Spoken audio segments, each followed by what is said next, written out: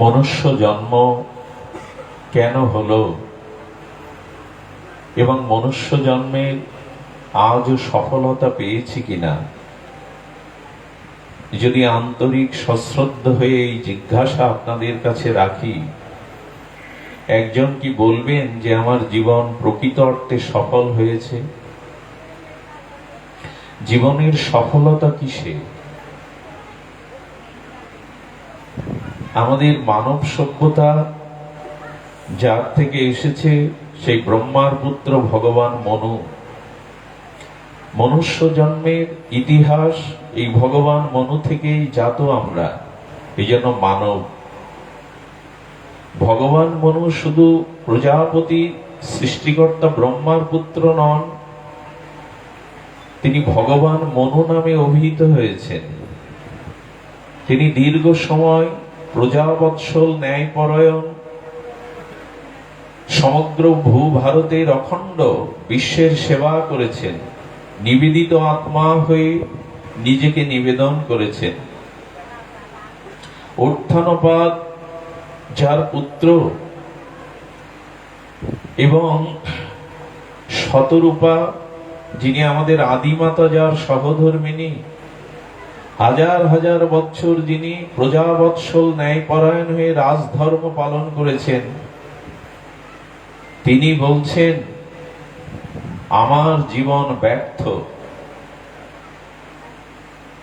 কেন ব্যর্থ, কেন সফল নয়? বলেন আমার জীবনে হরিভজন ভগবত ভক্তি হলো না, তাই আমি ব্যর্থ এবং বিফল। তার মানে আমি ব্রহ্মার পুত্র হতে পারি, অখণ্ড পৃথিবীর অন্যতম চক্রবর্তী সম্রাট হতে পারি, আমি উত্থানপাদের পিতা হতে পারি, শতরূপার পতি হতে পারি, কিন্তু ভজন বিনা, ভগবত ভক্তি বিনা আমার জীবন বিফল। সর্বস্ব পরিত্যাগ করে তিনি নৈমিষারণ্যে ভজন করে জীবনের যথার্থতা, সার্থকতা তিনি লাভ করেছিলেন। একজনও কি বলতে পারবো ভজন এবং ভক্তির দ্বারা আমি মনুষ্য জীবনের লক্ষ্য উদ্দেশ্যকে সফল করতে পেরেছি 16 আনা? কোথায় ভক্তি, কোথায় ভজনে অনুরাগ, কোথায় ভগবানের প্রতি উতগ্র লালসা, পিপাসা, উৎকণ্ঠা কোথায়? রাজা হলেও, ব্রহ্মার পুত্র হলেও, আদি পিতা হলেও, কর্মপরায়ণ ন্যায়পরায়ণ হলেও, দান ধ্যান তীর্থকর্ম করলেও জীবন সফল হয় না যতদিন ভগবানের ভজন এবং ভক্তি প্রাপ্ত না হওয়া যায়। সেই অর্থে আমরা কি সফল? মনুষ্য জীবনের লক্ষ্য উদ্দেশ্য সফলতা কি ধরা দিয়েছে? দেখুন, ব্যবসাতে শেয়ার মার্কেটে অর্থ নিয়োগ করলে যদি ক্ষতিগ্রস্ত হয়ে যায়, অর্থনৈতিকভাবে ক্ষতি হয়, আমার সেই মুনাফা ফিরে না আসে, হায় হায় করতে থাকি। খেতে বীজ বপন করলে ফসল না হলে হায় হায় করি। আর এমন দেবদুর্লভ মনুষ্য জন্ম ভজনবিহীন, ভক্তিবিহীন আমি বিফল হচ্ছি, তাতে আমার হায় হায় নেই। আমার ভিতরে সেই হতাশার সুর নাই। ভালোই তো আছি, খেয়ে পড়ে হেসে আসিয়ে বিত্ত বৈভব মান সম্মান প্রতিপত্তি ভোগের মধ্যে ভালোই আছি না।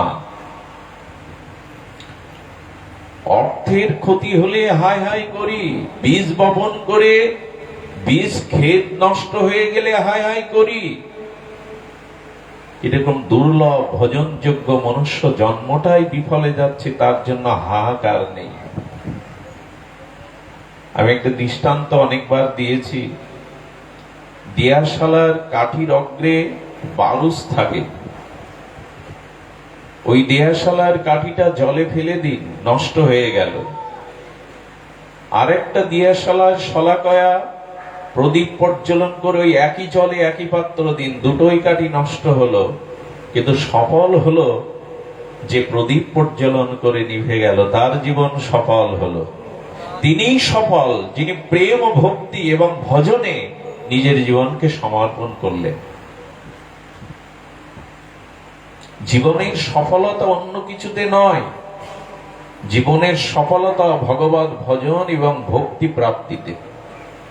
এটি যদি না হয় পৃথিবীর, কারণ ভগবান মনের এই দশা, হাহাকার করছেন, চোখ অশ্রু সজল হয়ে গেছে, জীবন বৃথা গেল, বিফলে গেল, ভজন হলো না।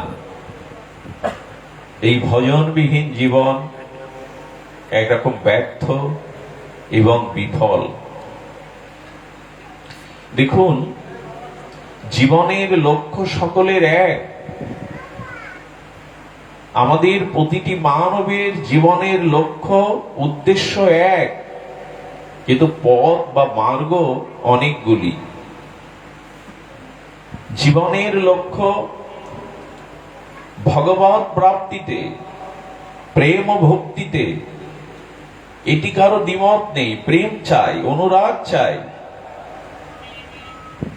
ভগবত ভক্তি জীবনের একমাত্র উদ্দেশ্য এবং লক্ষ্য। কিন্তু মার্গ, পথ অনেক হতে পারে। তার মধ্যে আচার্যরা শ্রীমৎ ভগবত গীতা সার্বভৌম শাস্ত্রে, ভাগবতে, অন্যান্য শাস্ত্রে বলেছেন পথ তিনটি। একটি কর্ম, একটি জ্ঞান, আর সর্বোপরি সর্বোত্তম ভক্তি। এই তিনটি পথ, কিন্তু লক্ষ্য সকলের এক, ঈশ্বর প্রাপ্তি। মনুষ্য জীবনের একমাত্র পরিপূর্ণতা, সফলতা ভগবত প্রাপ্তিতে, এতে কারো দ্বিমত নেই। আমরা যখন বলি আমাদের লক্ষ্যে পৌঁছাতে হবে, তখন মনে করি লক্ষ্যটা অনেক দূর। খুব ধ্যান দিন, যখনই বলি আমাদের জীবনের লক্ষ্যে পৌঁছাতে হবে, একটি ধারণা আসে লক্ষ্যটা অনেক দূর বুঝি। মা জলে থেকেই মনে করছে আমার জল প্রয়োজন, তৃষ্ণা নিবাপিত হচ্ছে না, জলের মধ্যেই আছে। তেমনি আপনার আমার জীবনের লক্ষ্য বহু দূর নয়, যেখানে আছি ওইখানেই লক্ষ্য পূরণ হতে পারে। দার্শনিকরা বলছেন আপনি যেখানে আছেন ওইখানেই আপনার জীবনের লক্ষ্য প্রাপ্তি, উদ্দেশ্য প্রাপ্তি হতে পারে। সেটি কর্মের দ্বারা, জ্ঞানের দ্বারা, সর্বোপরি বিশুদ্ধ ভক্তির দ্বারা, শুদ্ধা ভক্তির দ্বারা। দেখুন, কর্মযোগের সারাৎসার আচার্যগণ কি বলেছেন? তুমি যা কিছু বস্তু, ব্যক্তি, পরিস্থিতি পেয়েছো, তা অন্যের সেবায় লাগিয়ে দাও, এর নাম কর্মযোগ। যা বস্তু, ব্যক্তি, পরিস্থিতি তোমার কাছে তুমি যাও, একথা আমরা ভাবতে পারবো? ভগবান বলেছেন অন্যের হিতার্থে কর্ম যারা করে না, তারা কর্মযোগী নয়। এমনকি রন্ধন করে শুধু নিজের জন্য যারা রন্ধন করে, আহারের জন্য শুধু নিজের জন্য যারা রন্ধন করে, ওই অন্ন পরিপাক করে যারা পায়, এরা পাপী। এরকম বলে দিয়েছেন গীতাতে। যারা শুধু নিজের জন্য, নিজের উদর পরিপূরণের জন্য রন্ধন করে ওই অন্ন পায়, এরা পাপী। তার মানে বস্তু, ব্যক্তি, পরিস্থিতি যা পেয়েছি জীবনে, সেটা যখন অন্যের সেবার জন্য নিয়োজিত হবে, এরই নাম কর্ম। ওই সেই কর্মযোগ কোথায়? নিজের স্বার্থের বাইরে, নিজের কামনা বাসনার স্বার্থ পরিপূরণের বাইরে এ জগতে সব বস্তু, ব্যক্তি, পরিস্থিতি অন্যের জন্য, অন্যের সেবার জন্য, এটিকে বলে কর্মযোগ। আপনি যেখানে আছেন, সংসারী হন, বানপ্রস্থী হন, সন্ন্যাসী হন, ব্রহ্মচারী হন, লক্ষ্য বেশি দূরে নয়। যেখানে দাঁড়িয়ে আছেন ওইখানেই লক্ষ্য। যদি শ্রীমৎ ভগবত গীতার বাণী, আচার্যদের অনুভূতির, ভজন উপলব্ধির বাণী আপনি নির্ণয় করতে পারেন, যেখানে আছেন ওইখান থেকেই আপনার লক্ষ্য পূরণ হবে। লক্ষ্য ভাবতে যেন বহু দূর ভেবে বসেন না। যেখানেই আছেন ওইখানেই লক্ষ্য পূরণ হবে, সেটি কর্মের দ্বারা। কর্ম কাকে বলে? না, বস্তু, ব্যক্তি, পরিস্থিতি যা কিছু পেয়েছো, জীব জগতের সেবার জন্য, তোমার নিজের ভোগের জন্য নয়। এটি কর্মযোগ। জ্ঞানযোগ কাকে বলে? সকলের মধ্যে আছো কিন্তু অসঙ্গ হও। অনভিসঙ্গ, সকলের মধ্যে আছো কিন্তু কারো মধ্যে তুমি নাই। অসঙ্গ, অসঙ্গ মানে সবকে পরিত্যাগ করা না। অসঙ্গ মানে জ্ঞানীরা এক পরমাত্মা তত্ত্বে অধিষ্ঠিত থেকে আর কারোর সাথে রাগ বা দেশ এতে জড়িয়ে যায় না। জ্ঞানীর লক্ষণ কি? রাগ অর্থাৎ অনুরাগ এলে ওখানে প্রীতি আসবে, আর যদি দেশ আসে তাহলে তার মধ্যে অবগুণ দেখব। এই দুটোই বন্ধনের কারণ। জ্ঞানীর দৃষ্টি রাগ দেশ মুক্ত। রাগ দেশ মুক্ত মানে যেখানে রাগ আছে, ভালোবাসা আছে, ওখানে মানুষ দোষ দর্শন করে না। আর যেখানে দেশ আছে সেখানে কোনো গুণই সে দেখে না। এই দুটোই বন্ধনের কারণ। যেখানে অনুরাগ আছে, ভালোবাসা আছে, সেখানে অবগুণ দেখে না কেউ, সব গুণময় দেখে। আর যেখানে দেশ আছে সেখানে সব অবগুণ দেখে, গুণ সেখানে দেখতে পায় না। দুটোই বন্ধনের কারণ। জ্ঞানী অসঙ্গ, অনভিশপ্ত, কোন বস্তুতে তার আসক্তি নেই। সবার মধ্যে থেকেও পদ্মের মতো নিজেকে আলাদা রেখেছেন। এই জ্ঞানমার্গ যেখানে আছেন ওইখান থেকে সম্ভব। রাজা হয়েও সম্ভব। রাজসী জনক তার দৃষ্টান্ত। রাজা হয়েও ঋষি। ইনি পরম কর্মী যোগী, পরম জ্ঞানী যোগী। অসক্ত, অনভিসঙ্গ, স্ত্রী পুত্র দ্বারা গৃহাদিষু। গীতায় বলছেন এদের মধ্যে থেকেও তুমি নিজেকে স্বতন্ত্র করে রাখো। কারো প্রতি রাগ, কারো প্রতি দেশ, এ দুটি বন্ধনের কারণ। একে বলে জ্ঞানী। আর ভক্তিযোগীর পরিভাষা হলো স্বীকার করা আর সমর্পণ করা। এই হলো ভক্তিযোগীর পথ। এইখানেই হবে আপনার, অন্য কোথাও যাওয়ার লক্ষ্য মানে বহুদূর নয়। স্বীকার করা এক ভগবান ছাড়া আমার কেহ নাই, স্বীকার করা। আর যেহেতু তিনি ছাড়া আমার কেহ নাই, তাই সর্বস্ব তার চরণে সমর্পণ করা, এটা ভক্তিযোগ। যে পথ আপনার রুচিতে আসে, আপনার স্বভাবে আসে, এই পথ দিয়ে এগিয়ে যান। লক্ষ্য বেশি দূরে নয়। আসলে লক্ষ্য দূরত্বটা আমরাই সৃষ্টি করেছি। জ্ঞান, কর্ম, ভক্তির পরিভাষা আচার্য সন্নিধানে ভজন দ্বারা উপলব্ধি না করায়। এটি না করাতেই আমরা লক্ষ্যটাকে অনেক দূরে মনে, আমার দ্বারা ভজন, আমার দ্বারা ঈশ্বর প্রাপ্তি, আমার দ্বারা কর্মযোগী হওয়া, জ্ঞানী যোগী হওয়া, আমার দ্বারা ভক্তিমান হওয়া, লক্ষ্যটা অনেক দূরে মনে করেছি। দূরে নয়। সেবার জন্য সব পেয়েছি, এই ভাবনা আসে আমাদের। বস্তু, ব্যক্তি, পরিস্থিতি এগুলি আমার নয়, এগুলো জগতের সেবার জন্য। আর সকলের মাঝে থেকেও অনাসক্ত হওয়া, স্বীকার করা। আচ্ছা, লক্ষ্য করবেন, স্বীকার করা মানে মেয়েদের জীবনে, পতিব্রতা রমণীর জীবনে যে পতি, সতীসাধ্বী রমণীর যে পতি, সেই পতির সম্পর্ক তার পিতার সাথে, মায়ের সাথে, ভগ্নীর সাথে, কতজনের সাথে। কিন্তু সেই রমণী মনে করে এ পতি শুধু আমার। কোন রমণী, সতীসাধ্বী কুলবতী রমণী কি বলে সকল নারীর পতি যিনি, তিনি আমার পতি? ওই ভাগটা কারো দেন না। স্বীকার করেন পতি আমার জীবন, পতি আমার সর্বস্ব।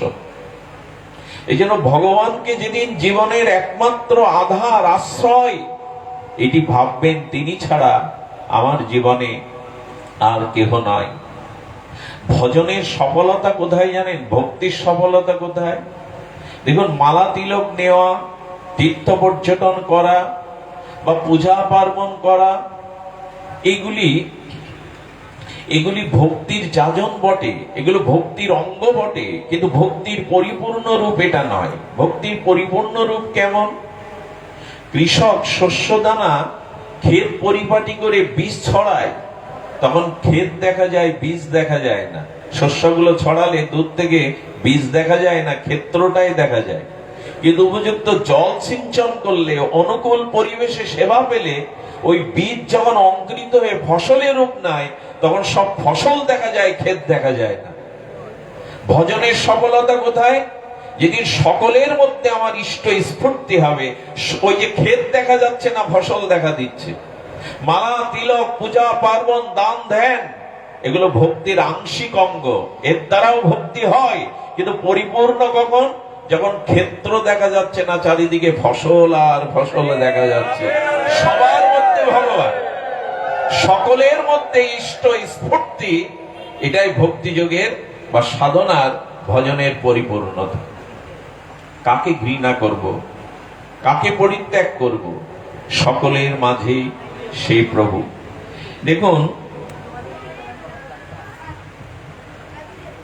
আমাদের আনন্দ চাই, শান্তি চাই।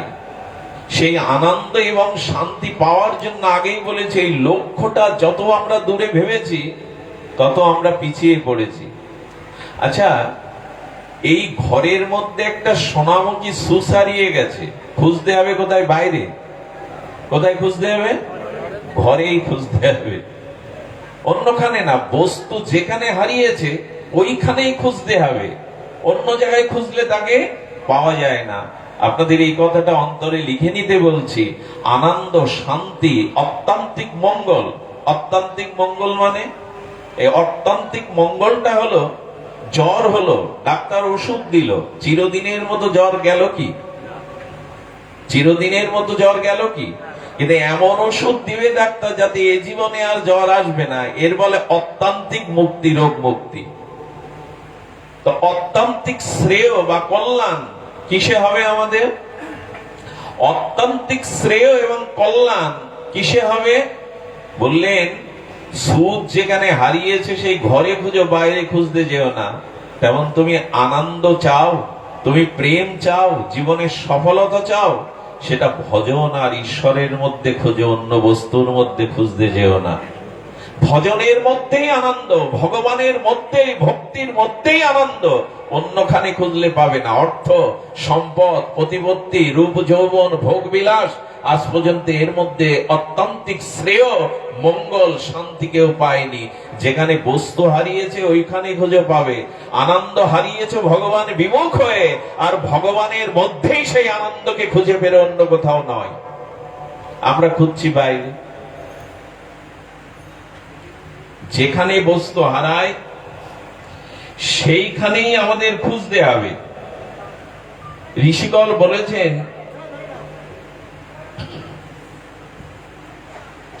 ঋষিকল্প মহাপুরুষগণ এই কথাই বলেছেন। আনন্দ, সচ্চিদানন্দ, প্রেমানন্দ, জীবনের পরিপূর্ণতা এর মধ্যেই। অন্যখানে খুঁজলে আমরা সেটি পাবো না। এই জন্য কর্ম, জ্ঞান এবং ভক্তি, সহসা আমরা যদি ভক্তি যোগে না পৌঁছাতে পারি, তবে ধীরে ধীরে বস্তু সদ্ব্যবহার, অসংজ্ঞাদি, এই জ্ঞান তত্ত্বের দ্বারা ধীরে ধীরে ভক্তি আমাদের জীবনের লক্ষ্য হতে হবে। কারণ ভক্তি হলো শ্রী ভগবানের অন্তরঙ্গা বৃত্তি, এটি চাই জীবনে। এটি না পেলে আমাদের জীবন কখনোই সফল নয়। সফলতার কারণ এই ভক্তি। দেখুন, এই ভক্তি পথের একটি অন্তরায়, খুব মার্মিক কথা, ভক্তি পথের অন্তরায়ের একটা কারণ বলি। দেখুন, কাম, ক্রোধ, লোভ যার আছে, এই ভক্তি পাবে। এ আবার কেমন কথা? বলা চাই, পৃথিবীতে যারা জন্মেছে মনুষ্যরূপী, কাম, ক্রোধ, লোভ নেই কার? হাত তুলুন। কাম, ক্রোধ, লোভ এটা সহজাত প্রবৃত্তি, এটা সহজাত ধর্ম। সব কামের দ্বারাই তো আমাদের জন্ম হয়েছে। এই পার্থিব জগতে, প্রপঞ্চময় জগতে কাম, ক্রোধ, লোভ এগুলো সহজ বৃত্তি, এগুলো নাই এমন নাই। এগুলো নিয়ন্ত্রণের কথা বলা হয়। এগুলি ব্যবহারিক কৌশল জানা চাই। ঠাকুর মশাই কাম, ক্রোধ, লোভকে ত্যাগ করতে বলেননি, মোড় ঘোরাতে বলেছেন। এটি সহজ, কিন্তু দয়া করে একটা কথা বলবো, সহজ নয়, সেটি হলো কপটতা। কাম ক্রোধ লোভ, এই সহজাত প্রবৃত্তি বা বৃত্তি প্রতিটি মানুষের মধ্যে কম বেশি আছে। এগুলো নিয়ন্ত্রণ এবং যথোযুক্ত ব্যবহারের দ্বারা মানুষ প্রেম ভক্তি লাভ করতে পারে, নিজের আত্মকল্যাণ আত্মোন্নয়ন করতে পারে, উদ্ধার হতে পারে। কিন্তু কপটতাটা কাম ক্রোধের মতো সহজ নয়। এইগুলো ভক্তির পথে কপটতাই হলো কঠিন। এই কপটতা এককভাবে আমরা নিতে পারি। আমাদের সাধক হৃদয়, ভক্তিপথের প্রগতির যাত্রী যারা, তাদের মন আর মুখ এক হওয়া চাই, তাদের হৃদয় সরস হওয়া চাই, সরল হওয়া চাই। এই কপটতায় আর জগৎকে, জগৎ জীবকে ভক্তির দুয়ার হতে অনেক দূরে সরিয়ে রেখেছে। কপটতায় আমাদের, এই জন্য দেখবেন ধর্ম পর্জিত কৈতবত্র পরং নির্মৎসরণং শতম। সুদেব গোস্বামী তিনি শুরুতেই বলে দিয়েছেন, ধর্ম অর্থ কাম মোক্ষ, এটি হলো সাধকদের ভক্তির অন্তরায়, এটি কপটতা। ভগবানকে ভালো না বেসে, ভগবানের চরণে সর্বস্ব সমর্পিত না করে, সেবা ভক্তি না দিয়ে যদি ধর্মকে আশ্রয় করে, ধর্ম অর্থ কাম মোক্ষ এই জাতীয় স্পৃহা আমার ভেতরে থাকে, তবে গোস্বামীগণ বলছেন সাধন করিলেও প্রেম উৎপন্ন না হয়। ভক্তি মুক্তি বাঞ্ছা যদি রয়, সাধন করিলেও প্রেম উৎপন্ন না হয়। বিশুদ্ধ ভক্তি পেতে গেলে এই কপটতার অন্তরায়গুলো সরাতে হবে। ধর্ম অর্থ কাম মোক্ষ, এটি সারা জীবন চেয়েছি, আর সেই চাওয়াতে সসুখ বাসনায় ভক্তির পথ থেকে অনেক দূরে সরে গেছি। সাধারণ কপটতা আর ভজন জীবনে, আমাদের সাধন জীবনে, আচ্ছা ধর্ম অর্থ কাম মোক্ষ এই চতুষ্টয় পুরুষত্ব দোষের না, যদি এরও সদ্ব্যবহার করা হয়। দেখুন, আগুন ব্যবহারের জন্য সকালে উঠেই প্রয়োজন হয়, উনুনটা তো জ্বালাতে হবে, গ্যাসটা তো জ্বালাতে হবে, না হলে দুটো অন্ন পরিপাক করা যাবে না, জীবন চলবে না। কিন্তু অগ্নির ব্যবহারটা ওই উনুনের মধ্যেই সীমাবদ্ধ রাখো, বাইরে ছড়িয়ে পড়লে কিন্তু ঘর পুড়ে যাবে। তেমনি কাম ক্রোধ লোভ আছে, এতে পাবে, এটি যথার্থ নিয়ন্ত্রণের মধ্যে রাখো। যেটুকু ব্যবহার করলে এর দ্বারা নিজের জীবন নির্বাহ হবে ততটুকুই করো। কিন্তু কপটতা যদি থাকে, অন্তরায় হয়ে গেল। আচ্ছা, ধর্ম কেন প্রয়োজন? ধর্মের প্রয়োজন এই জন্য যে ধর্ম থেকে কামনা পূরণ হবে, অর্থ এবং আমি মুক্তি পাব। কিন্তু এই ধর্ম থেকে এইগুলি পাওয়ার আবার সদ্ব্যবহার করা যায়, তার দ্বারা ধীরে ধীরে প্রগতি ভক্তির পথে যাওয়া যায়। অর্থটা ধর্ম কাজে, সৎ কাজে ব্যয় করুন। যদি না করে নিজের ভোগের জন্য ব্যয় করেন, ওই অর্থ ধর্মে পর্যবেসিত না হয়ে আপনার পতনের কারণ হবে। অর্থ আছে, কিন্তু সেটা ধর্মে উপযোগ করুন, ধর্মে ব্যয় করুন, সৎ কাজে ব্যয় করুন। নিজ ভোগের জন্য অর্থের ব্যবহার করলে সেখানে পতন বলছেন। আর কাম, কাম মানে যে বাসনা, কামনা, সেটি অন্যের সুখের জন্য। অন্যের সুখের জন্য যদি বাসনা থাকে, কামনা থাকে অন্যকে সুখ দেওয়ার, এটাই দোষ নাই। মুক্তি শুধু একার জন্য যেন নয়, সকলেই ভববন্ধন কি করে মুক্তি পায়, সকলের কি করে আত্মকল্যাণ হয়, সকলেই কি করে প্রেম ভক্তি লাভ করে, এভাবে ধর্ম অর্থ কাম মোক্ষ যদি যথাযথ স্থানে নিয়োগ করা যায়, এটি বন্ধনের কারণ নাই, এটিও ভক্তির দিকে মানুষকে ঠেলে দেয়। কিন্তু আমরা দুর্ব্যবহার করি। সর্বদা অর্থকে সৎ কাজে, সৎ কর্মে, ভক্ত ভগবানের সেবায় যখনই নিয়োগ না দেই, ওই অর্থই আমার বন্ধনের কারণ হয়ে যায়। কামনা যখন শুধু নিজ ভোগের জন্য, আত্মেন্দ্রিয় প্রীতিবাঞ্ছার জন্য, তখন ওই কাম বা কামনা আমার পতন ঘটিয়ে দেয়। কিন্তু সকলের জন্য, সকলের ইচ্ছা পূরণের জন্য যে বাসনা, সকলেই শান্তিতে থাকুক, সকলেই সুখে থাকুক, এই জাতীয় কামনা দোষের নয়। আর মুক্তি আমার একার নয়, শত বন্ধনের মাঝে আমি সেই মুক্তি চাই যাতে সকলকে বন্ধন মুক্ত করতে পারি, একার মুক্তি নয়। এগুলি তো দোষের নয়। এই জন্য বস্তুর সদ্ব্যবহার, যথাযুক্ত স্থানে এই নিয়ম, এটি আচার্যরা বলেছেন, এতে তোমার বন্ধন নয়। আমরা বলছিলাম মনুষ্য জীবনের সফলতা, এই সফলতা প্রেম ভক্তি, আর এর পথে একটি অন্তরায় জানলাম, সেটি কপটতা। দেখুন, কপটতা থাকলে প্রভুকে প্রসন্ন করা যায় না। একটা লীলা চরিত্র মনে পড়লো, রামপ্রসাদ, তবে মাতৃসাধক রামপ্রসাদ নয়। আমাদের বৃন্দাবন ভক্ত চরিত্রে এই জয়পুরেই ছিলেন এনার নিবাস। এনার পিতা তার পিতৃবিয়োগ হলে এত শোক পেয়েছিলেন, উনি মনে করেছিলেন পিতার বিয়োগে আমার বুক শূন্য হয়ে গেল, আমি বিবাহ করলে, আমি মরে গেলে তো আমার সন্তান এইভাবে বিরহ পাবে, কাঁদবে, আমি বিবাহ করব না। এই ভেবে কার কোথায় কবে বৈরাগ্য হয় কি সে জানা নেই। আমার সন্তানও তো আমি মারা গেলে এমনি করে হাহাকার করবে, এই ভেবে তিনি জঙ্গলে তপস্যায় রত ছিলেন। চিত্রকূটে যখন এভাবে তপস্যা করছেন, রঘুপতি রামচন্দ্র, মা জানকী, লক্ষ্মণ সহ প্রভুর পরিকর বর্গ সহ তাকে দর্শন দিয়ে বলেছিলেন, আমি তোমাকে মাত্র দুটি কথা বলবো, দুটির বাইরে বেশি বলবো না, তবে সেই দুটি কথা তুমি বিবাহ করো। ভগবানের একটি নিয়ম আছে, যার দ্বারা সংসার করলে সেই তার ভক্তি, প্রগতি, ভগবত প্রীতিবৃদ্ধি হবে, তাকে সংসার করতে বলে। নারদকে ভগবান বিবাহে হনুমান বানরের মুখ করে বিবাহ করতে দিলেন না। আর আমাদের মহর্ষি কশ্যপ মনে হয় না কি যেন, তাকে গিয়ে বললেন তোমার জন্য বিবাহের ব্যবস্থা কন্যা ঠিক করে রেখেছি। যার সংসার করলে সংসারে থেকে ভক্তি হবে, ভগবান তাকে সংসার করারই প্রেরণা দেন।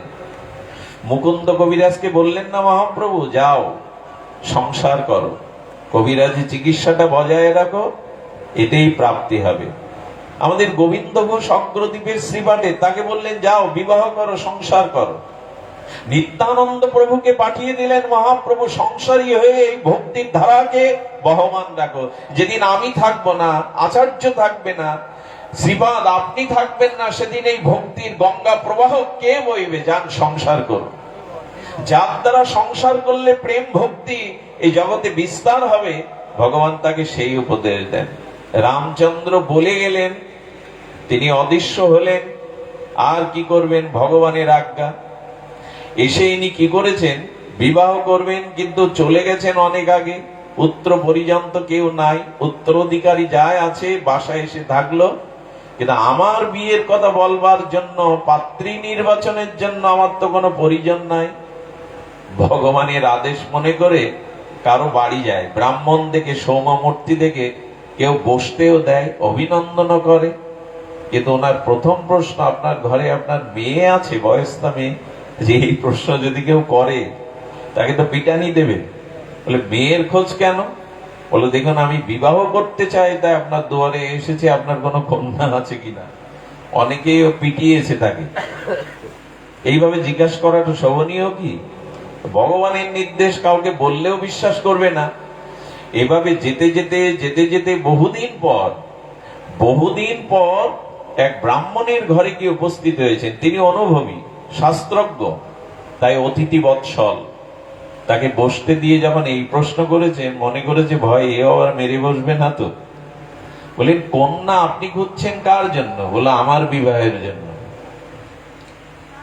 তো তখন বুঝলেন এমন সৌম্য আর এমন সাধক, যার দিব্য জ্যোতি, তিনি ঠিক হেয়ালি করছেন না, এই কথার মধ্যে কোনো রহস্য আছে। নিবেদন করে বললেন, আচ্ছা আমি যতদূর জানি আপনি বনে তপস্যা করতেন, বিবাহের প্রেরণা কে দিল? বলেন, ভগবানই আমাকে সংসার করার আদেশ দিয়েছেন। সঙ্গে সঙ্গে কন্যা সম্প্রদান করলেন। দেখুন, একটা জিনিস আমি গতদিন মনে হয় বলেছিলাম, আপনার জীবনে যখনই কোনো কাজ আপনি আরম্ভ করবেন, সেই কর্ম করার প্রেরণা, বিচার বা কর্ম করবেন, সেই কর্ম করার আগে আপনি দুটি জিনিস ভাববেন, আজ্ঞা আছে কিনা পেছনে, পেছনে আজ্ঞা আছে কিনা। না এই কর্ম আপনি মন যেমন চেয়েছে মনোক্তি করছেন কিনা। এখানে আজ্ঞা বলতে গুরু আজ্ঞা, শাস্ত্র আজ্ঞা, সাধু আজ্ঞা। জীবনের প্রতিটি কর্মে যদি গুরু, সাধু, শাস্ত্র আজ্ঞা পেছনে না থাকে, আপনি মনোমত আপনার মন যা চেয়েছে সেরূপ কর্ম করেন, আমি লিখে দিতে পারি আপনার পতন ঠেকাতে আপনি পারবেন না। সাধু, শাস্ত্র, গুরু বাক্যের বাইরে জীবনে কোনো কাজ করতে যাবেন না। গেলেই আপনি পড়ে যাবেন, স্খলন হবেই হবে। আজ আমাদের মনুষ্য সমাজের পতন এখানেই।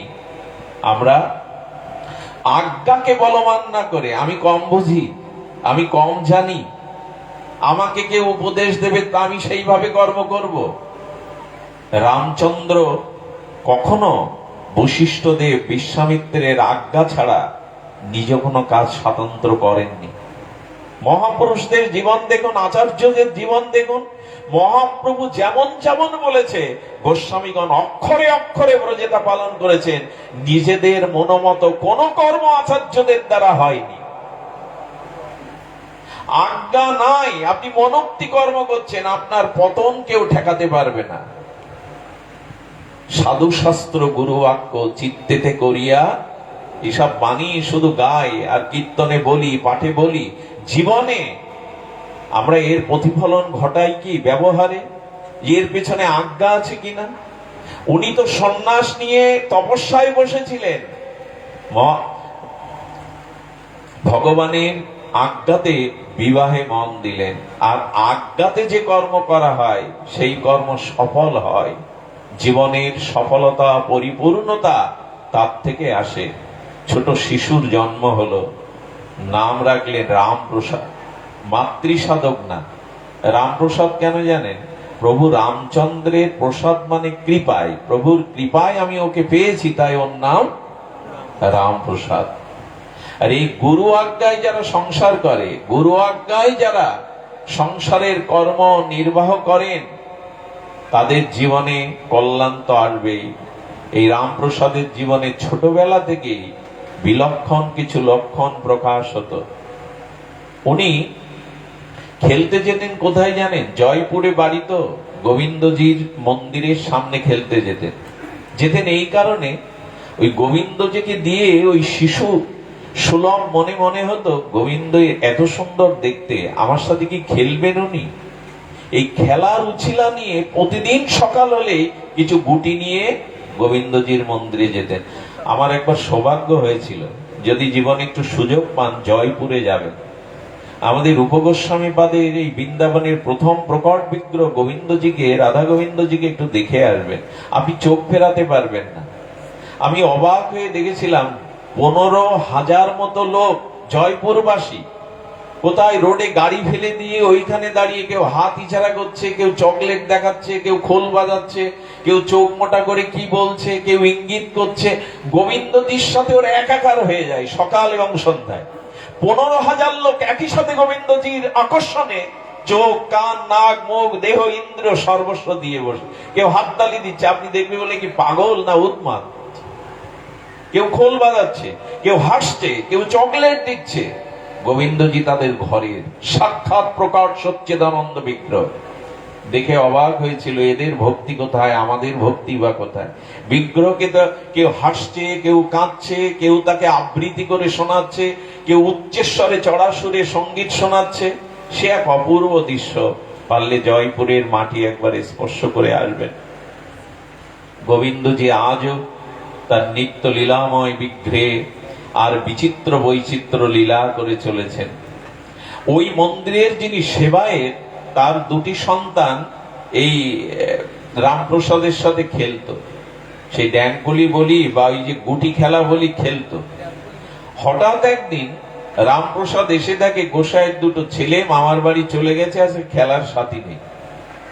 গোবিন্দজির মন্দিরে চুপ করে বসে বলছে, তুমি নামো না, এসো না, আমার তো আজ কোনো সাথী নেই খেলার। সরলতাই ভক্তি প্রাপ্তির, ভগবত প্রাপ্তির উপায়। এরকম চুপ করে গোবিন্দজিতে তাকিয়ে বলছেন, এসো না, আজ আমার সাথে একটু গুটি খেলো, ড্যাঙ্কুলি খেলো। কেউ তো নেই খেলার সাথী। অনেকক্ষণ চুপচাপ বসে রেখেছে। গোবিন্দজি রাজি হয়ে গেছে। রাজি মানে মন মেতে গেছে ওই সরল আহ্বানে। কিন্তু পূজারি যে দুয়ারে, কি বলবো, ভগবান জ্ঞান সত্তম তো, উনি হঠাৎ করে পূজারীর পেটে উদরময় যন্ত্রণা দিয়ে দিলেন, মানে এক্ষুনি তাকে বাথরুম করতে হবে। পূজারী ছুটেছে বাড়ি, আর যিনি দ্বারপাল দাঁড়িয়েছিলেন তাকে কোনো একটা হঠাৎ তিনি প্রসাদ পেয়েছেন, কিন্তু প্রবল ক্ষুধা জঠরগ্নি জ্বলতে শুরু করেছে। খাওয়ার জন্য মন্দিরের যেখানে জায়গা সেখানে চলে গেছেন, ফাঁকা পেয়েই মন্দির থেকে লেবে খেলতে শুরু করেছে। গুটি খেলছেন গোবিন্দজি রামপ্রসাদের সাথে। আর এই খেলাতে আনন্দে যখন মেতে গেছে, খেলা পড়ে মরুক, রামপ্রসাদ গায়ে হাত দিয়ে বলছে, কি নরম তোমার গা, নরম তো কারোর গা হয়নি। চোখে হাত দিয়ে বলছি, এত সুন্দর চোখ কারো হয়? আরে আমি তো কতজনকে দেখেছি, এমন চোখ তো কারো হয় না। হ্যাঁ, তার মুখবদন দেখে, চরণ দেখে আর বিমোহিত খেলার কারণে, খেলতে ডেকেছো, খেলছো না কেন? এইভাবে একবার খেলে, তাকে যারা দেখে সরল প্রাণে তারা নজর ফেরাতে পারে। জগতের আর কোন খেলায় মন দেয়, তাকে নিয়ে যারা খেলে, তাকে যারা দেখেছে অন্য খেলায়, তাদের আর মন যায় না। যারা একবার মধু আস্বাদন করেছে তারা চিটে গুড় খাতে যাবে কেন বলুন তো? যারা একবার ভক্তির পরশ পেয়েছে, সেই সচ্চিদানন্দ অপরূপ রূপ মাধুর্যের আস্বাদন পেয়েছে, অন্য আস্বাদন তারা করবে কেন? বারবার অঙ্গে হাত দেয়, বারবার চক্ষুর দিকে চেয়ে থাকে। আচ্ছা, তোমার গায়ে এত ভালো সুগন্ধ, তুমি কিছু মেখেছো? গোবিন্দজি হাসছে আর বলছে, না, কিছু মাখিনি। দিব্য গন্ধ চারিদিকে বাতাসে ছড়িয়ে পড়েছে। এই গন্ধে আমোদিত হয়ে, সৌন্দর্যে আমোদিত হয়ে খেলতে খেলতে পূজারীও চলে এসছে, দরপালও চলে এসছে। সঙ্গে সঙ্গে গুটিগুলো গোবিন্দজির হাতেই ছিল, গাটিতে পুড়ে দৌড় দিয়ে আবার আসনে গিয়ে দাঁড়িয়ে পড়েছে। রামপ্রসাদ কি করবে? মন্দিরের সামনে বললেন, আরে যাবে যাও, আমার গুটি দিয়ে যাও।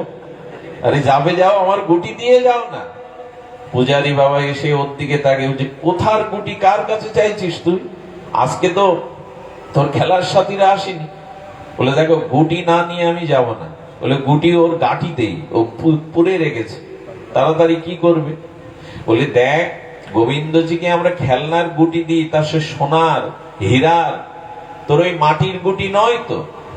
ও তখন কি করেছে, বাচ্চা ছেলে কিছু না পেলে মাটিতে যেমন আছাড় খেয়ে পড়ে, বলে গুটি দিতে হবে, ওই তো আমার খেলার জিনিস।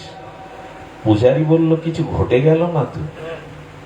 যেই না মাজায় গিয়ে ওই কাপড়টা টান দিয়েছে, সঙ্গে সঙ্গে গুটিগুলো ঝরঝর করে পড়ে গেছে। পূজারী গুটি দেখে আর নয়নে নয়ন দিয়ে বলছে, বাহ বাহ গোবিন্দজি, বাহ, আজ তুমি এভাবে নিত্য ভক্তের সাথে খেলা করো, আজ তোমার এইভাবেই নিত্য লীলার খেলা প্রকাশ করেছো। রামপ্রসাদের হাত ধরে বাবা মার কাছে নিয়ে বলল, আপনাদের এই সন্তানকে সামলে রাখুন, ও সাধারণ নয়। ওর বাবা বলল, সাধারণ নয় বলেই তো রামপ্রসাদ, সাধারণ নয় বলেই তো রামপ্রসাদ। পরবর্তী জীবনে উনি সিদ্ধ প্রাপ্ত হয়েছিলেন, শ্রী ভগবানের কৃপা প্রাপ্ত হয়েছিলেন, অনেক দূর গিয়েছিলেন। কেন ঘটনাটা এলো না, বিবাহ করেও আদর্শ বুকে নিয়ে, ভজন বুকে নিয়ে এখানেও সব পাওয়া যায়, এখানেও সব পাওয়া যায়। লক্ষ্য বেশি দূরে নয়, লক্ষ্যটা আমরাই দূর রেখেছি, আমার ভাবনাতে আসেনি। লক্ষ্যটা আমরা দূরে, ভাবনাতে, আমাদের ব্যবহারে দূরে নিয়েছি। ভগবান তো দূরে নয়। আজ আমাদের কাছে ভগবান অনেক দূরে, বৈকুণ্ঠে, কিন্তু না, সব থেকে নিকটে তিনি, হৃদয় মাঝে তো তিনি। কিন্তু ওই যে আমার হৃদয় মাঝে লুকিয়ে আছেন, কিন্তু নজরটা সেদিকে নাই। সুধীবৃন্দ, এই জন্য নিবেদন করব যে আমাদের জীবনে যেখানেই আছি, যিনি কর্মযোগী, যিনি জ্ঞানযোগী, এবং আমাদের সর্বোত্তম গতি যে ভক্তিযোগ, সেই ভক্তিযোগের যে যেখানে অবস্থান করছে, আসুন সেখান থেকেই আমরা শুরু করি জীবনের সফলতাটা। ভজন সাধনের জন্য আপনাকে অন্যখানে যেতে হবে না, তবে একটি ক্ষেত্রে আপনাকে আসতেই হবে, সেটি হলো এই সাধু সঙ্গে। ভগবৎ সঙ্গে।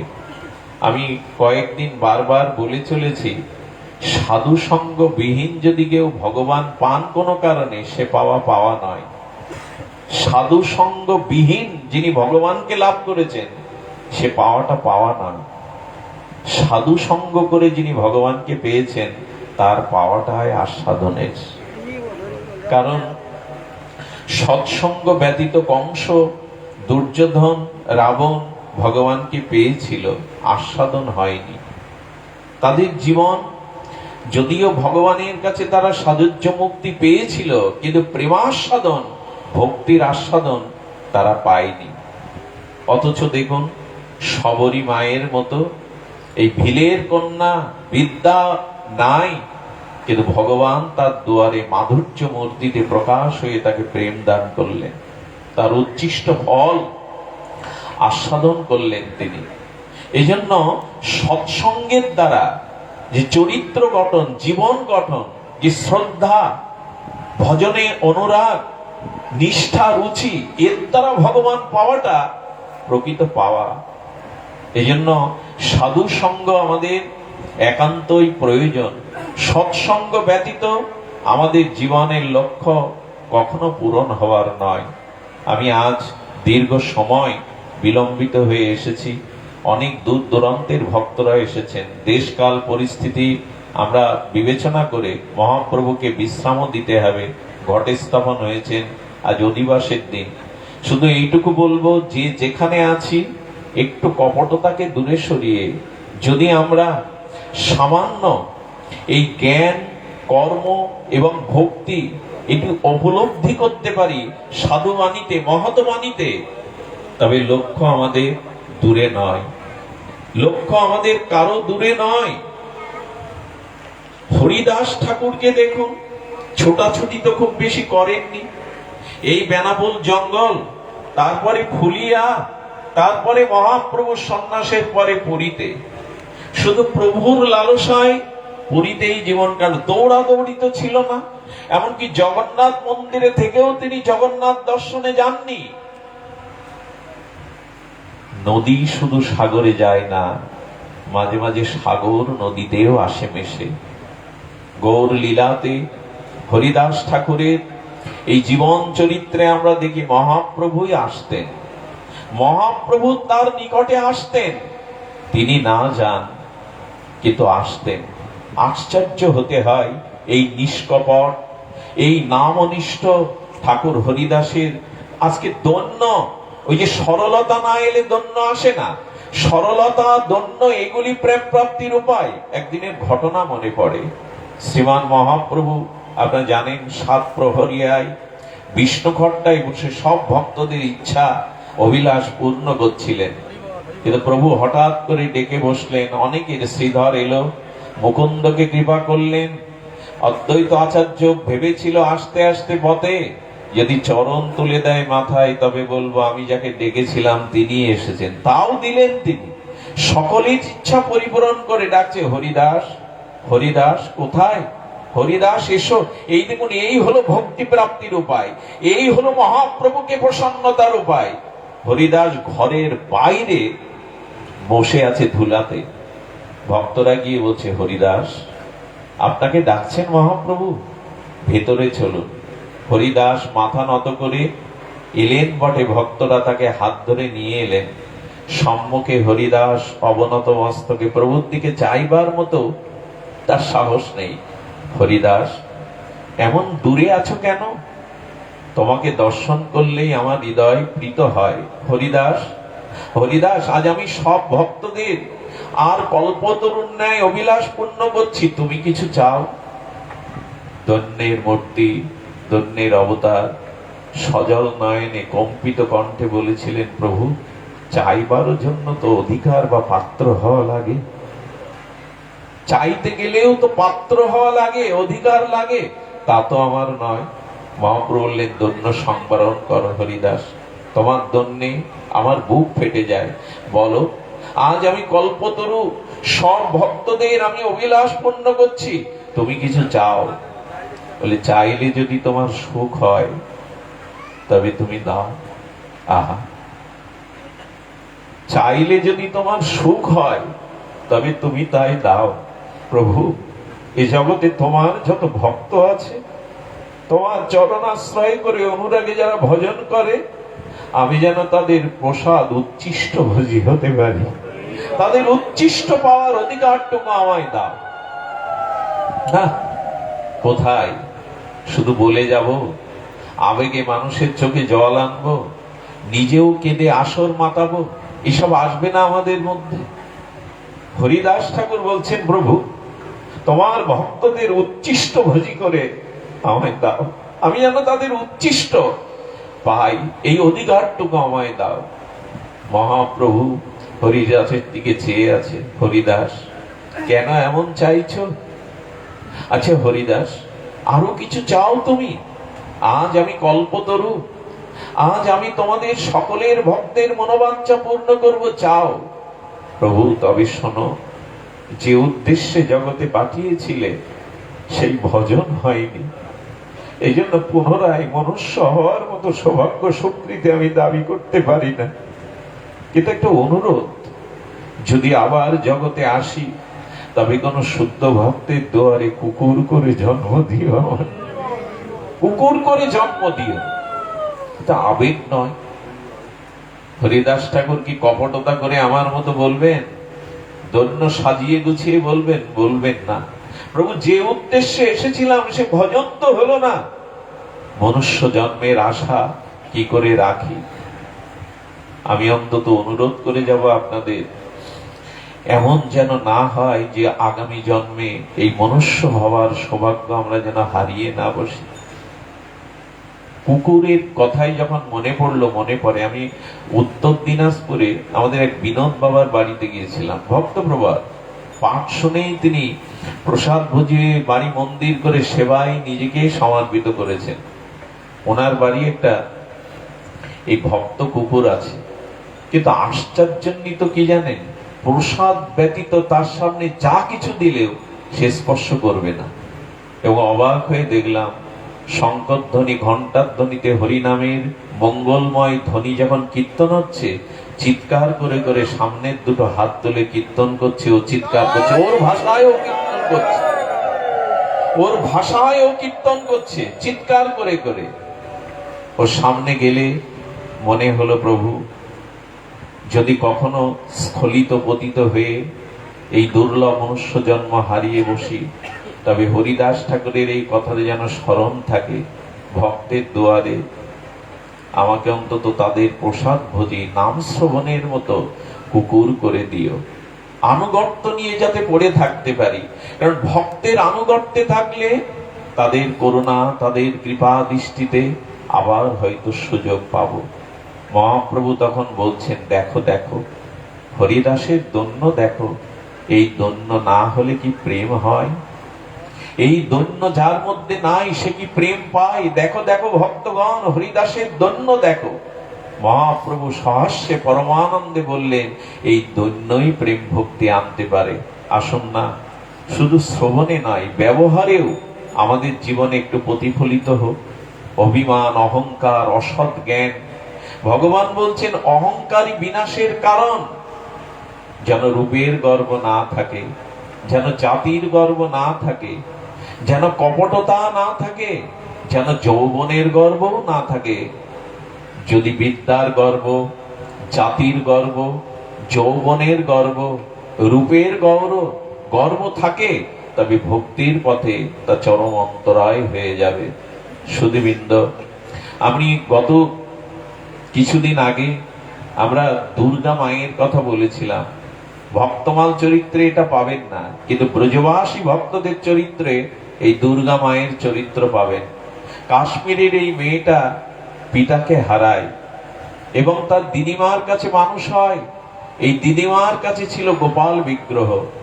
দিদিমা অসুস্থ হলে গোপালকে সেবা করতে করতে এত অনুরাগ এসে গেল দুর্গার, যে গোপাল সেবা ছাড়া সে কিছু বোঝে না। দিদিমা বলল, দুর্গী আমি কবে চলে যাব, তোকে একটু পাত্রস্থ করে যেতে পারলে ভালো হয়। বলো, গোপালকে ছাড়া আমি থাকবো না। দিদিমা কার হাতে দেবে? তারা হয়তো বিগ্রহ সেবা করতে দেবে না। আসলে ঘটলও তাই।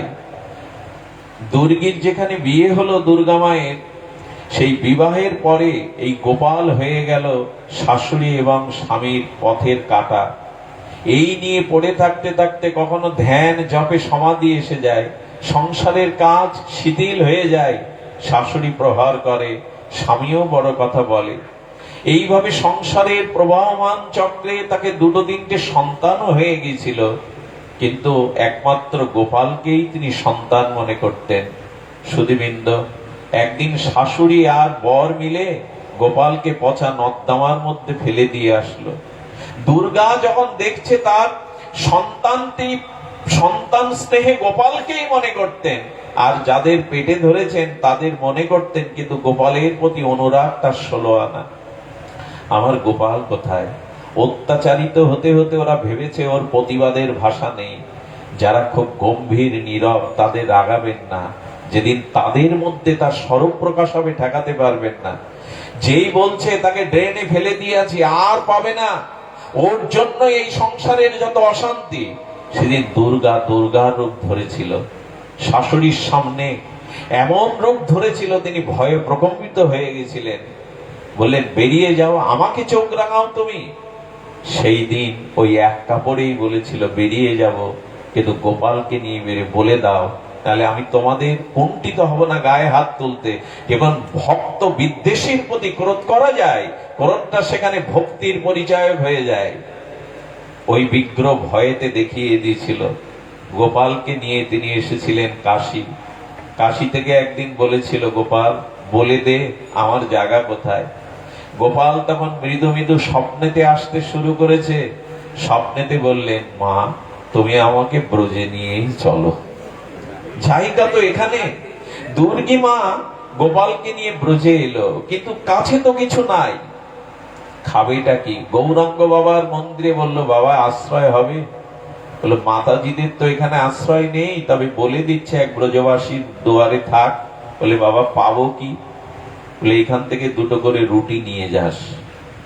ওই রুটি নেয়, গোপালকে একটু দেয় আর নিজে পায়। একদিন গোপাল স্বপ্নেতে বলছেন, ও মা তোমাকে তো দীক্ষা নিতে হবে, তোমাকে দীক্ষা নিয়ে এই দেখুন ভগবান যার সাথে কথা বলে, ভগবান কি নির্দেশ দিচ্ছেন? তুমি গৌরাঙ্গ বাবার কাছে মন্ত্র নাও, বৈষ্ণব মন্ত্রে কৃষ্ণ মন্ত্রে দীক্ষা নিয়ে ভজন করো। গোপাল, তুই তো আমার সন্তান। বলে, আমি প্রেম ভক্তি দিতে পারি না, পারে গুরুদেবী, গুরু কৃপা না হলে তুমি কিছু পাবে না, মা যাও। গৌরাঙ্গ বাবাকে স্বপ্নের কথা জানালেন, গৌরাঙ্গ বাবা দীক্ষা দিলেন। দীক্ষা দেওয়ার পরে এই দুর্গা মা গোপালকে নিয়েই ব্রজে কাটান। একদিন বলল, মা আমাকে একটু ব্রজ দর্শন করাবে? তখন আগে স্বপ্নেতে কথা বলতো, এখন বিগ্রহ থেকে কথা বলতে শুরু করেছে। বলে, দেখবি রে, কোলে করে নিয়ে আঁচলে ডেকে সমগ্র বৃন্দাবন, রাধাকুণ্ড, শ্যামকুণ্ড, গিরিরাজের পরিক্রমা করতে করতে বলছেন, মা সামনে ঝুলন, আমাকে একটা দোলনা কিনে দেবে। কে বলছে কোলে বসে? জগদীশ্বর। আচ্ছা, পারেন না উনি? জানেন তো যে দুর্গা মার কিছুই নাই, দুটো করে রুটি ভিক্ষা পায়, মাদু করি তাই পায়। বলো, মা তুই এত এত দাবি করিস কেন গোপাল? আমার কাছে 5 টাকা কেন, 5 পয়সাও নাই, জানিস, তবে আমাকে কষ্ট দিস কেন? না মা, আমি দোলনায় চড়বো, দুটো দোলনায় দোল খাবো। মা রেগে ঘরে গিয়ে, ঘুরে এসে ঘরে গিয়ে বলে, এখানে পড়ে থাক, খবরদার আমাকে জ্বালাবি না, সব ছেড়েছি তোর জন্য, এই এক কাপড়ে এসে ভিখারির ন্যায় জীবন যাপন করছি, তোর সব কথা শুনেছি, আমি কোথায় পাবো রে? আমার তো সামর্থ্য নেই। ওকে রেগে আর ঠাকুরের আসনে রেখে বাইরে এসে কাঁদতে শুরু করেছে। ওকে বকলাম কেন, ওকে কষ্ট দিলাম কেন? ও তো ব্যথা পেল, কিন্তু আমারও তো কিছু করার নেই। দোলনা যেখানে বিক্রি হচ্ছে, গিয়ে বললেন, তোমাদের একটা দোলনার দাম কত? বললো 5 টাকা। 5 টাকা তখন তার কল্পনাতেও আসে না। গৌরাঙ্গ বাবা হঠাৎ বলছে, কি রে দুর্গী, তোর এরকম মুখ আধার কেন? আরে দিল্লি থেকে এক ভক্ত মাতাজি এসেছে, অনেক অর্থবিত্তের মালিক, বলছেন ভালো একজন সদাচারী রাধুনী দরকার, তুই যদি তাকে রেঁধে দিতে পারিস 1 মাস থাকবে, তোকে কিছু দেবে রে। চরণে গিয়ে পড়ে বললেন, কাজটা আমায় দিন। দুর্গার মাধুর্য দেখে তার অঙ্গ জ্যোতি দেখে বললেন, হ্যাঁ ইনি সাত্ত্বিক। বললেন, 1 মাসে আমাকে কত দিবেন? বলে 5 টাকা দেব। বলে, আগে যদি দিতেন। আগে যদি দিতেন, ভালো না বাসলে কারোর জন্য এরকম প্রাণ কাঁদে? আগাম 5 টাকা নিয়ে দোলনা কিনে এনে আর দোলনা ঘরে সাজিয়ে দোল দিতে শুরু করে। কি আনন্দ গোপাল, কি তার আনন্দ! জানে নাকি আসলে ভক্তকে ভক্তি দেওয়ার আগে ভগবান বারবার পুড়িয়ে খাঁটি করে নেয়। সামর্থ্য আছে তার, বারবার খাঁটি করে নেয় তার ইচ্ছা পূরণের জন্য। সেই দোল খেয়ে কি আনন্দ! মাছ কিছু না দিলেও, প্রসাদ না দিলেও আমার আনন্দে আজ ক্ষুধা লাগবে না। কি আনন্দ! রান্না করতে লাগলেন। 1 মাস পর উনি অন্য মন্দিরে চলে গেলেন। অন্য মন্দিরে যাওয়ার পরে বললেন, আমার তো কিছু প্রয়োজন গুরুদেব, কি করি? বলে, ওখান থেকে সংবাদ পাঠিয়েছে, তুই ওখানে গিয়ে যদি রান্না করে দিয়ে আসতে পারিস তাহলে তোকে কিছু দেবে। বলে, ওটা তো আমার দরকার। গোপাল সেবা দিয়ে 3 কিলোমিটার দূরে যে মন্দিরে, গোয়ালিয়ার মন্দিরে, ওইখানে গিয়ে একদিন ডাল সবজি রান্না করতে বসেছেন। আর বারান্দাতে মন্দির অলিন্দে হরিকথা হচ্ছিল, দামবন্ধন লীলা। পাঠক ঠাকুর দামবন্ধনে যেই গোপালকে বেঁধেছে, ও সেই লীলা চিন্তা করতে করতে, লীলা চিন্তা করতে করতে, দেখুন হরিকথায় কাদের ভাবাবিষ্ট হয়। একটু ভগবানের নাম রূপ লীলার প্রতি যাদের গুরু কৃপায় ভজনের তারা অনুরাগ জন্মেছে, ওই লীলা শুনতে শুনতে ডালও পুড়ে গেছে, যা যা ছিল সব পুড়ে ধরে গেছে। উনি তো সমাধিস্থ, যে গোপালকে বেঁধেছে ওই লীলা দেখছে। যেই ডাল পোড়ার গন্ধ এসেছে, সঙ্গে সঙ্গে উনি ওই চোখ বুঝেই পাঠক যেখানে পাঠ করছিলেন ওখানে আছাড় খেয়ে বলছেন, গোপালকে বেঁধো না, ওর গা বড় কমল, ওর বড় ব্যথা লাগবে, গোপালকে বেঁধো না। আচার্য প্রভু দেখলেন এটা নকল নয়, এটা লোক দেখানো নয়। ওর চোখের জল, ওর প্রতিটি অঙ্গভঙ্গিমা বলে দিচ্ছে, এই লীলা শুনতে শুনতে ওই লীলাই পৌঁছে গেছে। গোপালকে ভালোবাসে তো ওর গায়ে ব্যথা লেগেছে। দেখুন ভালোবাসা একে বলে। যশোদা মা দামবন্ধনে গোপালকে যেদিন বেঁধেছিল, তার পরদিন থেকে ঘুমানোর আগে একটু ঘি গরম করে নিতে, নিয়ে আঁচলের উপরে নিজের বাহু উপরে গোপালের মাথা রেখে বলতেন, গোপাল রাগে রাগে তোকে বেঁধেছিলাম, দেখি তোর দাগটা এখনো আছে কিনা। প্রতিদিন ওই ঘি ওখানে লেপন করে দিতেন। যতদিন বেঁধেছিল ততদিন ওই, খুব রাগের মাথায় বেঁধেছিলাম না, খুব লেগেছে তোর, ওই প্রলেপ দিয়ে দিত। ভগবান মনে করলে এইসব হবে না। এই জন্য আমাদের সম্বন্ধের ভজন, সম্বন্ধটা তো চাই।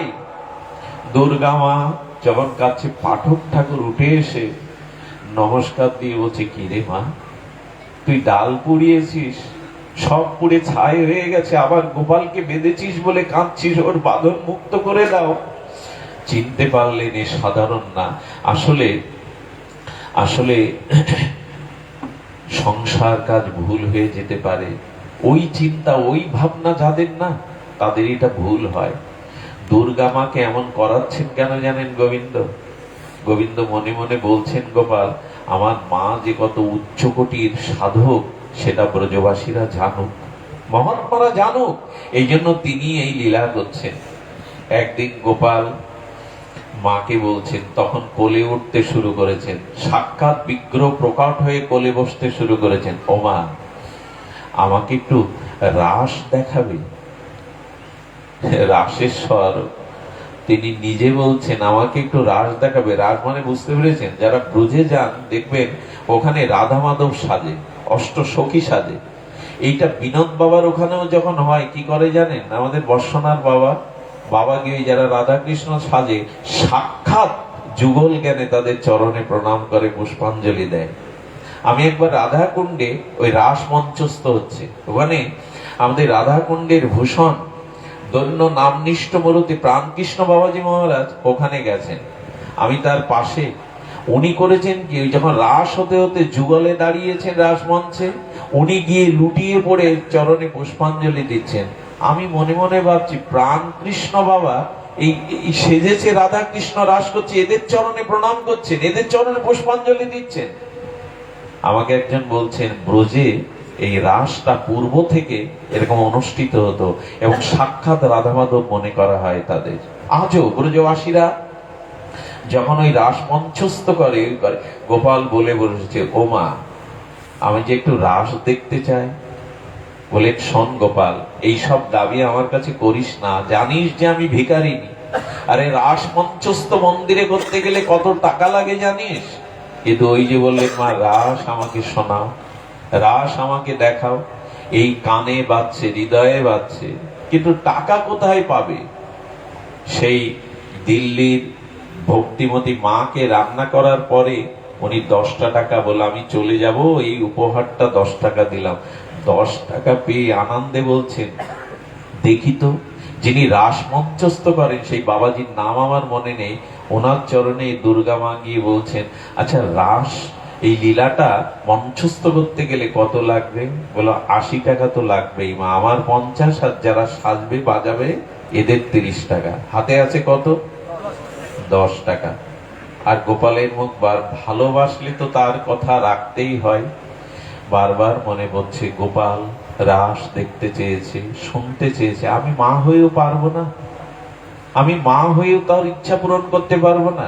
হঠাৎ দেখছেন একজন শেঠ দান করছে ভিখারীদের। কি বলবো, ভালোবাসলে কি হয় দেখুন, দুর্গা মা সেই ভিখারিনীর দলে বসে আঁচল পেতেছে, যদি ভিক্ষা দেয়, ভিক্ষা করেও যদি গোপালকে রাস দেখাতে পারি। উনি করেছেন কি, সব বিধবা মায়েদের, ভিখারিনীদের ভিক্ষা দিতে দিতে এসে দুর্গা মায়ের ওখানে এসে পকেট থেকে কি যেন মনে করে ওর দিকে তাকিয়ে হাতে 20 টাকা দিয়েছে। তখন এই 20 টাকা মানে অনেক মূল্য। 20 টাকা পেয়ে মনে করছে, এ বাবা মনে হয় দেখেনি কত টাকার নোট, আমিও বা এত টাকা নেব কেন। উনি একটু দৌড়ে গিয়ে শেঠের সামনে বলতে যাবে যে আপনি ভুল করে 20 টাকার নোট দিয়েছেন, এত তো আমার প্রাপ্তি নয়, ওদের দিচ্ছেন 1 টাকা 8 আনা। এই বলতে যাবে, কিন্তু গোবিন্দেরই ইচ্ছা, যেই হাতে 20 টাকার নোটটা প্রসারিত করেছেন, উনি মনে করছেন ওনার মনে হয় আরো কিছু দরকার, তাই আবার হাত পেতেছেন। পকেট থেকে উনি দিয়ে একটা 50 টাকার নোট আবার হাতে দিয়ে দিলেন। 50, 20 আর আগে কত? 10। বুকে চেপে ধরে সেই বাবাজির চরণে টাকাটা পুষ্পাঞ্জলি দিয়ে বললেন, আমার গোপাল রাস দেখতে চেয়েছে, কৃপা করে বাবাজির আঙিনাতে আপনি কৃপা করে আসুন। ওর ব্যাকুলতা থেকে বললেন, আজ রাতেই তোমার ওই বাবাজির গৌরাঙ্গ বাবার মন্দিরে রাস মঞ্চস্থ হবে। কি বলবো আপনাদের, গোপালকে কোলে বসে গোপালের ইচ্ছা পূরণে দুর্গা মা আজ রাস মঞ্চস্থ করছে। গোপীদের বিরহ আর সেই রাস নৃত্য দেখে মাঝে মাঝে দুর্গা মা বিগলিত হয়ে যাচ্ছেন। চোখের জল বিন্দু বিন্দু করে গোপালের মাথায় পড়ছে। গোপাল সেই লীলা দেখে কি আনন্দ, কি তার অভিব্যক্তি। এই করতে করতে রাস মঞ্চে সমাধিস্থ হয়ে দুর্গা পড়ে গেল। যখন তার চোখের জল, গায়ের লোমগুলো অষ্টসাত্ত্বিক বিকারে খাড়া দিয়েছে, সবাই রাস মঞ্চ থেকে জয়ধ্বনি মঙ্গলধ্বনি করতে লাগলো। আর সকলেই বলতে লাগলো, এই দুর্গা সাধারণ সাধিকা নয়, অনেক উচ্চকোটির সাধিকা। আসলে এতক্ষণে বোঝা গেল কেন রাস দেখতে চেয়েছেন। রাস মঞ্চে বৃন্দাবনের সব বাবাজি মহারাজগণ তাদের সামনে মায়ের পরিচয়টা তুলে ধরছেন। আমার মা সাধারণ সাধিকা নয়, আমার মা অনেক উচ্চকোটির সাধিকা, এটি প্রকাশ করবেন বলে এই লীলা করছেন। এরপরে বড় হৃদয় বিদারক ঘটনা। এরপরে দুর্গা মা বিদ্যা হয়ে গেলেন, আর কোথাও যেতেও পারে না।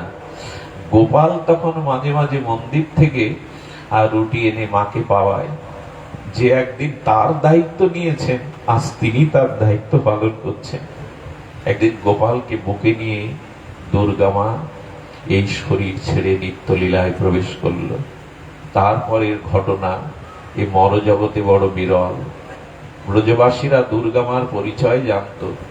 সবাই যখন তাকে অন্ত্যেষ্টি ক্রিয়ার জন্য যমুনা পুলিনে নিয়ে যাবে, যমুনা পুলিনে এনে কাঠ সাজিয়ে বলছে, মুখাগ্নি কে করবে?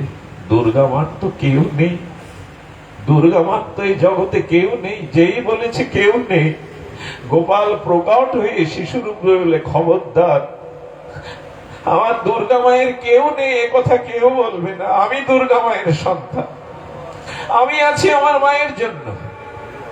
ভগবান প্রকট হয়ে সন্তানের পরিচয় দিয়ে গিয়ে বললেন, কেউ একবার বলবে না আমার মায়ের কেউ নেই, আমার দুর্গা মায়ের আমি আছি, আমি সন্তান। এই জগতের পুত্রের মতো 7 বার প্রদক্ষিণ করছে আর ফুপিয়ে ফুপিয়ে কাঁদছে ভগবান। একটা কথা বলি, আচ্ছা দুর্গা মা গোবিন্দ ভগবান এটা জানেন, তো এত অভাব অনটনে কেন বলে না যে তুই ইচ্ছা পূরণ করিস না কেন?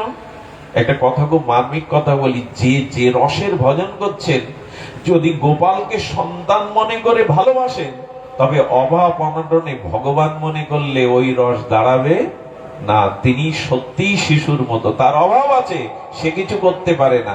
এই ভাবনা না থাকলে কিন্তু ঐশ্বর্যবর্তী এলে এই রস চলে সে মনে পড়ে না। বিছানার মধ্যে শীতকালে গোপালকে বুকে জড়িয়ে ঘুমিয়েছে, সন্তান মনে করে। গোবিন্দ পরীক্ষার জন্য কালো বিড়াল যোগমায়ার দ্বারা ডাকতে শুরু করিয়েছেন। গোপাল বুকে ধরে বলছে, ও বাবা, কালো বিড়াল ডাকছে, আমার ভয় করছে। উনি পরীক্ষা নিচ্ছেন এই রসের উপযুক্ত কিনা। স্বয়ং ভগবানের বিড়াল ডাকলে ভয় করে, যেই স্বয়ং ভগবান মনে করেছে তাকে বুকে আর গোপাল নেই, সোজা সিংহাসনে দৌড়ে উঠেছে। যেন হেসে বললেন, পুত্র যদি মনে করো তো সন্তানের মতোই মনে করো, ভগবান মনে করলে আমি দূরে সরে যাব। অনেকেই প্রশ্ন করেন, গোবিন্দ কথা বলছেন তো তার অভাব না করবেন না, কারণ ওই রসের ভজন ওটাই। পুত্র জ্ঞান করলে পুত্রের মতোই তাকে প্রতিপালন করতে হবে, তারণ ভর্ষণ করতে হবে, ওইটাই তো চান তিনি। মুখাগ্নি করতে করতে কাঁদছে। বিশ্বাস করুন, যতক্ষণ চিতাটা পুড়ে ছাই না হয়েছিল, ফুপিয়ে ফুপিয়ে মাটি ভিজিয়ে গোপাল বসে বসে কেঁদেছিল। সেই চিতা ভস্য নিয়ে জগতের সুসন্তানের মতো যমুনায় গিয়ে বলছে, যমুনে সারাটি জীবন দুর্গা মা কষ্ট পেয়েছে, পরিশ্রম করেছে, কত কলঙ্ক নিতে হয়েছে, যাও তুমি নিত্যলোকে আমার দুর্গা মাকে পৌঁছে দাও, আমার নিত্য ধামে নিত্যলোকে। এই করেই দুর্গা মাকে চিরদিনের মতো নিজের করে নিলেন। আপনাদের কাছে বিশেষ অনুরোধ, সম্বন্ধ করে আসুন, আমরা এই ভজনে ব্রতী হই, সম্বন্ধ করেই ভজনে ব্রতী হই। শুধু দুটি জিনিসের প্রয়োজন আমি তুলে ধরেছিলাম, এক কপটতা ত্যাগ, আর দ্বিতীয় হলো দৈন্য। এই দীনতা এবং কপটতাকে যদি পরিহার করতে পারি, তবে ভগবান দুর্লভ নয়, সুলভ।